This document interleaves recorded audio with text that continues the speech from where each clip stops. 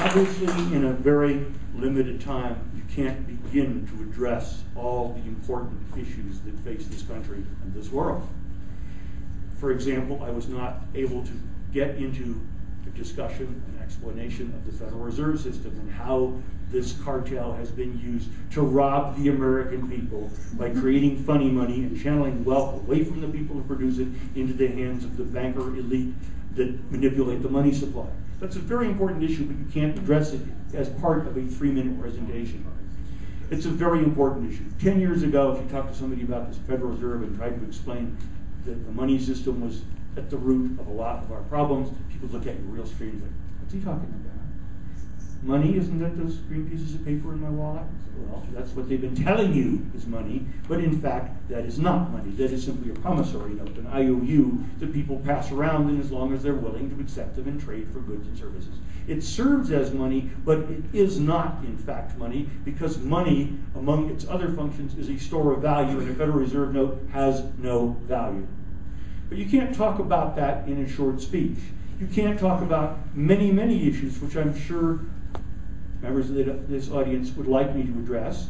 And I'll tell you right now, I'm not going to be on the same side of every issue with every person in this room, just for starters, because you've got 80 or 90 people in this room and you don't all agree with each other on every issue all the time to begin with. This is a group of people who think for themselves. You're individuals. You've reached the conclusions that you have about the issues of the day through consulting independent information sources. Is there anybody here who just simply turns on the network news and believes everything they tell you? Anybody in this room that fits that? I didn't think so.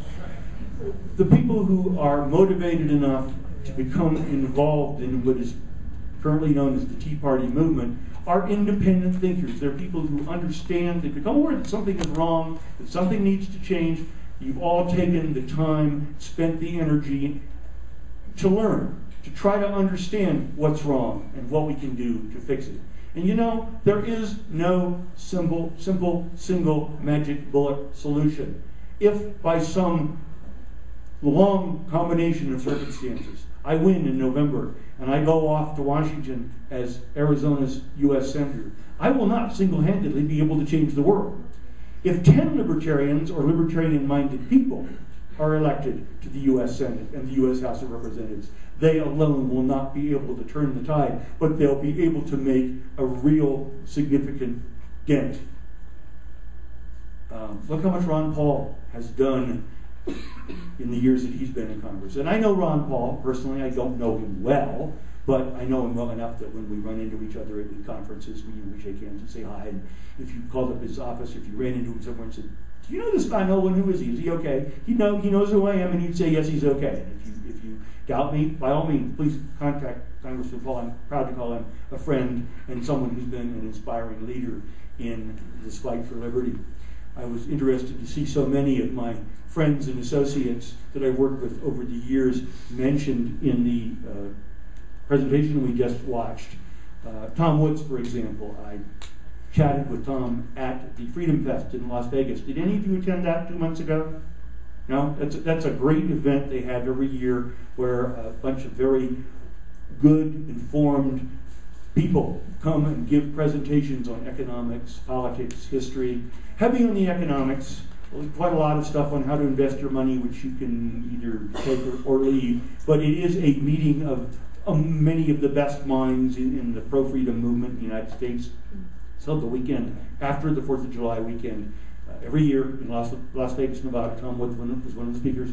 And I've known him passingly for a couple of years.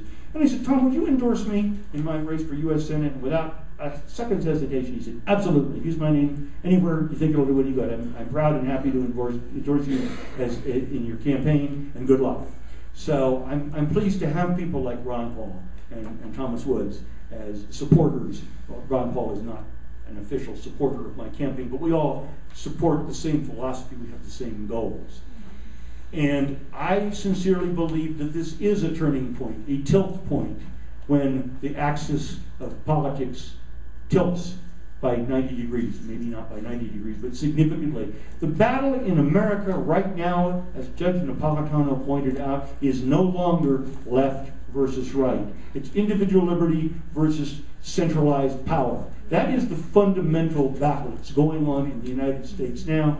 It began a long time ago, as early as Abraham Lincoln. And much though Abraham Lincoln is revered and every school child is taught that Abraham Lincoln was our greatest president. No, Abraham Lincoln was one of our most dangerous presidents. He was one of the people who pushed this country towards a philosophy of centralized power. Abraham Lincoln issued orders when he was president to have newspaper editors who published criticisms of his presidency carted away and locked up in jail. That's not my idea of a great leader, okay?